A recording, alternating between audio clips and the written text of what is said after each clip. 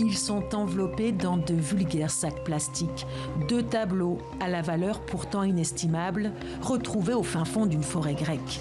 Des retrouvailles pleines d'émotions au musée d'Athènes. D'abord, la tête de femme, œuvre cubiste de Picasso, et puis le moulin, huile sur toile de Mondrian. Le plus grand traumatisme de la Galerie nationale, celui de 2012, est en voie de guérison.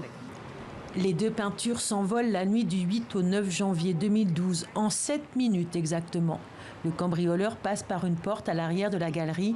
Il s'empare des toiles qu'il cache dans sa salle de bain, puis récemment dans un bosquet à 45 km d'Athènes.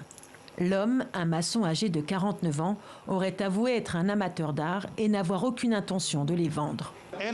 Il n'y a eu qu'un seul auteur des faits, un voleur, et il a déjà avoué. Les tableaux sont exposés lors d'une conférence de presse. Un incident pour le moins maladroit va s'y produire. La toile de Picasso tombe par terre. Un agent la ramasse sans prendre de gants. Un manque de délicatesse qui devrait faire hurler les conservateurs.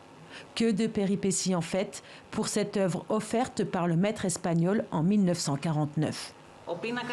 Ce tableau revêt une importance et une valeur sentimentale particulière pour le peuple grec parce qu'il a été personnellement dédié par le grand peintre au peuple grec pour son combat contre les forces fascistes et nazies.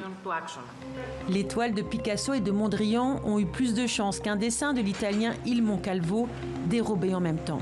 Selon la presse grecque, endommagée pendant le vol, l'œuvre a été jetée à la poubelle.